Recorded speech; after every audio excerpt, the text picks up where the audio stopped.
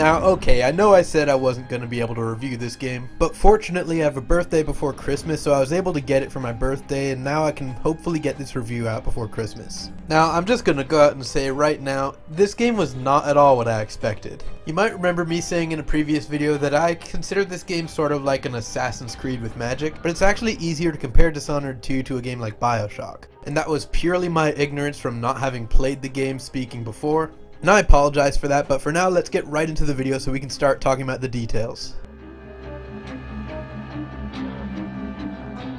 Of course, the central pillar of every video game is the gameplay. And the gameplay in Dishonored 2 is probably my biggest praise for the game. And since the gameplay is so open-ended, it's hard to really give a short explanation for how it works. But I will certainly do my best. Earlier I was drawing comparisons with the game to BioShock. And if you had to compare Dishonored to any other game, that's probably your best bet. It feels very similar with your powers and gadgets in your left hand and your weapon in the right, with your health and mana being replenishable with little items found throughout the map or sold at stores. The main differences being, for one, in combat you're using a more melee focused playstyle as opposed to shooting them with guns. And also, due to the open-ended nature of the game, more options for stealth and non-lethal tactics. While the core gameplay reminds me more of BioShock, certain aspects of the swordplay, parkour, and stealth actually remind me a lot of Dying Light, which was this really nice open world zombie game released early last year. In both these games I see combat, stealth, and parkour that's simple yet engaging and challenging at the same time. And that's even before factoring in how the BioShock elements change the game. All the powers and gadgets synergize well with each other in and out of combat, really allowing you to play the game whatever way you want, which is an idea that a lot of other games have tried but none have really pulled it off as well as Dishonored has. And while the core gameplay is definitely my highest praise, it's far from the only praise I have for this game. The high level of polish, while not quite on the level of Battlefield, does a good job of making the game shine and really makes the cinematic death animations more brutal and visceral if you choose to go the lethal approach. And the artwork for the menus and some of the paintings in the game is really phenomenal work. You know the artwork for a game is good when they actually get you to stop and look at a painting. And the environments and puzzles are also really well designed. I thought the clockwork shifting rooms in the cinematic trailer were an exaggeration when I first saw it, but I was really impressed when I got to the level that actually had those shifting rooms. And then keeping in mind each level is so open-ended it's almost like a little open world on its own. It makes levels like this clockwork mansion so much fun to explore. Not to mention the massive amount of replayability this adds to the game. With so many different ways to approach each objective, no two playthroughs will ever be the same at all unless you can remember exactly where you went. And in some cases, even the endings for each playthrough will always be different, with so many different factors deciding what specifically changes in your particular ending, based off the choices you've made throughout your playthrough. So with every new game it has you wondering, what'll happen if I leave this person alive, but then I kill this person? And that acts as a good segue into the chaos system, which also affects the ending, although I'm not entirely happy about how it affects the ending, which I'll explain later. And what the chaos system is I guess it's better to explain through example. So if on every mission you decide to go on a bloody rampage and leave piles of bodies in your wake as you kill your targets, that will increase your chaos rating, which will affect your ending more cynically and lead to some changes in the environment, such as a higher presence of grand guards and their hostility towards you, an increase in density of bloodfly infestations with the assumption that the bloodflies are eating the corpses you're making, and a whole bunch of changes with the way that NPCs interact with each other in the environment, with people behaving more angrily and panicked. While if you go through the game more passively and quietly, you'll end up with a lower chaos rating, which will have a positive impact on your ending, lower the density of guards and bloodfly infestations, and cause the same panicked, hostile interactions with some of the NPCs to instead be more lighthearted and agreeable. While it's a small thing in the game, the heart is one of my favorite items. Not only is it sort of a collectible tracker pointing you in the direction of runes and bone charms, but it's also kind of its own character completely. Alright, Heart, what do you think? I knew this world 15 years ago. Some part of me remains, but the world seems strange. Yeah, I think so too. With all these supernatural powers as a primary focus of the game, I was surprised to find out that you actually had an option to refuse those powers. It's a bold statement on the developer's part, claiming that the game can still be fun without powers. A bold, but absolutely true statement. Having played through the game twice, once with and once without powers, I can vouch for the fact that not having powers really makes you rethink your approach to each scenario, even if you don't use powers that heavily. One of the developers said in an interview, and I think this pretty much sums it up perfectly, is it's like the difference between playing as Superman and playing as Batman. Now, like I said earlier, the core gameplay is fantastic, and one of the comparisons I made for the combat was to Dying Light. And one thing that Dishonored doesn't have that was really nice in Dying Light was the ability to dodge. Now in Dying Light, if you jumped in any direction that wasn't forward, you would jump to that direction instead of upward. And in Dishonored, there's no option to dodge attacks, which is really noticeable when you do no powers mode.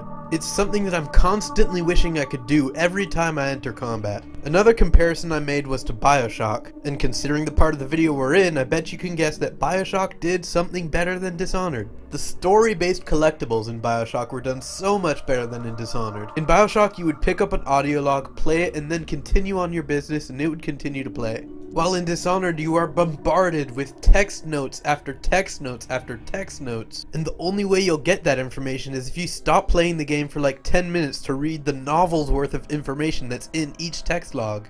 And then when you do have audio logs, they're in these stationary audiographs that you still have to wait around to listen to. Except this time you're at the mercy of the person who's reading out the audiograph to you, which is oftentimes slower than you'd read it if it was a text log. It would have been nice if instead of the current audiograph system, we had our own personal portable audiograph. And instead of finding audiographs in the world, we'd instead find the little audiograph punch card so that we can listen to the audiographs while we move. And then replace like 75% of those text notes with audiograph punch cards instead, and then we'd be golden. So in short, just make it a bit more like BioShock. Now it's not like I hate getting my story through reading. After all, I am a huge fan of Dark Souls, and text that you have to read is pretty much the primary method of storytelling in that game. But in Dishonored, it's just too much. I don't like taking a 10-minute break from my game every 5 minutes to read a piece of lore that's not even necessarily relevant to the current situation.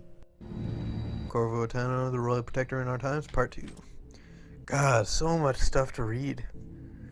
I hope there's a little less in the later parts of the game, because I mean, I like audio and I like these little notes that you can find, but this is just too much. So let's see what he has first. More text logs. More text logs.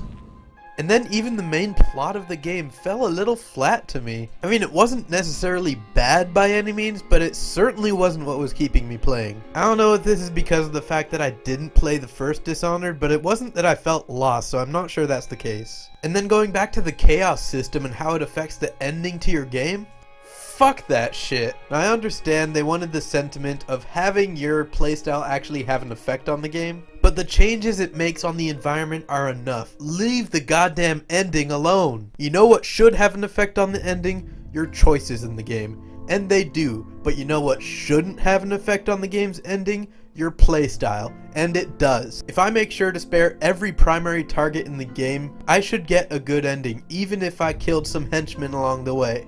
And next, while I understand it is a returning feature from the first Dishonored game, the bone charms just sort of feel tacked on. You find them throughout the world as these little collectibles, or they can also be crafted, and they provide this minuscule bonus when equipped that you will easily forget about as soon as you close the menu. The only ones that actually have any sort of effect on the gameplay are the really rare ones that you'll only find like 4 of in an entire playthrough. And even those rare ones only work with certain playstyles. Next, I feel like bloodflies are a little too easy to deal with. They're hyped up in the lore as this really huge problem in the city, similar to the rat plague from the first game.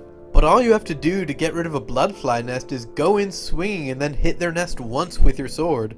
Each swing of your sword has the potential to take out dozens of bloodflies at a time. I feel like it should be limited to only being able to take out at most 3 with your sword with every swing, and to make the nests themselves actually take like 4 or 5 hits before getting destroyed by the sword, making you actually have to rely on their vulnerability to fire to clear out their nests. While the AI is impressive in some instances, it can be a little frustrating in others. In combat against multiple enemies, for example, the AIs will be too eager to kill the person you're hanging on to in order to get to you. I wish they had a system where the enemy AIs would react if you grabbed one of their allies, which would possibly lead to another non-lethal approach to combat, by grabbing one of them and then getting the rest to stand down. And lastly, it really gets on my nerves how all the powers are split up between Emily and Corvo. And there aren't even enough runes in a single playthrough to get all the powers for one character. So I don't understand why they couldn't have just made all the powers available for both characters. There's no competitive multiplayer, so there's no reason to worry about balance problems or anything like that. And it would have made choosing Corvo a bit more refreshing for people who played the first Dishonored game, since all the powers as Corvo are pretty much the same as they were in the first game.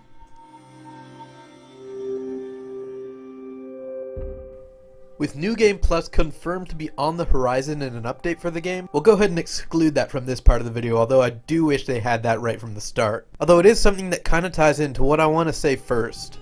Co-op. For the love of God, co-op. I can't tell you how many open-ended or open-world games are out there that would benefit so much from having a co-op mode in the game. Although the Fable games aren't necessarily my favorite, co-op is the best thing about those games. They let you go around in the open world with a friend, and that's amazing. And when you have a feature like New Game Plus, that's evidence that the powers and gadgets you've unlocked on that character aren't tied to your game's progress. So it should be within the realm of possibilities to join a friend's game, select a save file, and then the powers and gadgets that you've unlocked in that save file will be what you're using in the friend's game. And with such a huge focus on open-endedness, exploration, and all the synergy between every gadget and power, I could see co-op in Dishonored 2 being a huge success. And while we're talking about open world games like Fable, let's not forget my initial surprise at this game not actually being an open world game. Do I think that makes it a bad game? No, of course not. But do I think it would be a better game if it was open world? Absolutely yes. And when you think about it, it wouldn't actually be that hard to implement over the current system anyways. Hell, it's common actually for some open world games to have loading screens between different zones. So what I think they should have done is made every district that you go to in the game explorable right from the start, but just connect them with a door or gate that triggers a loading screen when you interact with it. And then in addition, while you're waiting on the dreadful whale, instead of having to start the next mission, just allow you to go to shore at any time. Just interact with the skiff and then loading screen your way to any district you want. And then while I wouldn't necessarily need there to be anything like this, because it would take extra effort to make it, it would be so badass if when you return to a district you've already cleared the target from, you could actually see the effects that has on the district. And then next, while I love how the environment's designed to work both with and without powers, I wish they'd done a little more for no powers mode. Like, I think they should have made some of the power upgrades not tied to actually having powers. Things like the adrenaline thing, which you can build up in combat to allow you to do an execution on an enemy. The agility upgrades, which allow you to run faster and jump higher. Strength upgrades to knock down doors with your sword. As well as special upgrades that would be unique to no powers mode, like the ability to render enemies unconscious in combat with special melee attacks, climbing up pipes and vines and hanging off ledges to pull people over. Just stuff that makes sense for someone without powers to be able to do, but also that someone with powers wouldn't bother to do.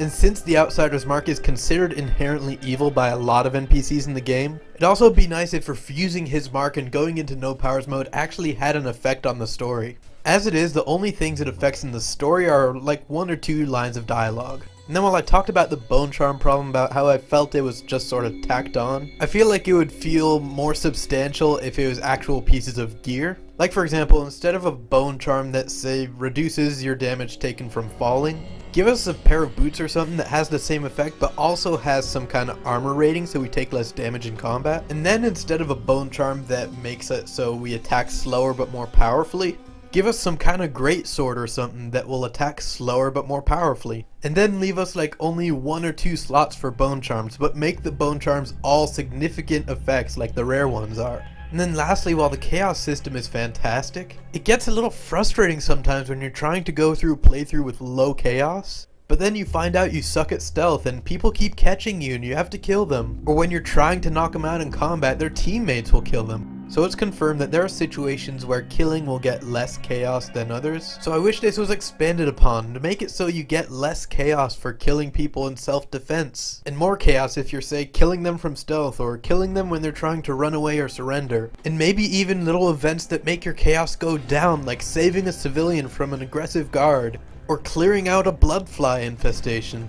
Pair little events like that with the open world, and you'd actually be able to go back to old zones and lower your chaos rating before beating the game to hopefully get a better ending, making it so that once again the ending is the player's choice and not the player's playstyle. And so it's time for the final verdict, in which I will give this game an 8 out of 10. It most certainly isn't without several glaring flaws, but despite all its flaws, everything it gets right makes me want to keep coming back and playing it. But the whole time I do, there's always these problems hanging around in the back of my head, so I'm always like, this would be so much better if I could do this right here, right now. So the shortest way to explain it is there's plenty of room for improvement, but there's also plenty of innovation going on here as well. Not quite legendary status, but a great game nonetheless. And I'm excited to see where the developers go after this. I heard they're actually working on Prey 2, which was a title that was abandoned a while ago, but I guess they picked it up again. But in any case, it'll be interesting to see how like a sci-fi situation like that works out for them. Now I know this video ended up being a little shorter than most reviews I do, but I was rushing to get this out before Christmas, and I'm kind of glad I got it out ahead of schedule, since there are some other things going on that I want to work on. But I hope you enjoyed this video anyways, and I'll see you guys next time.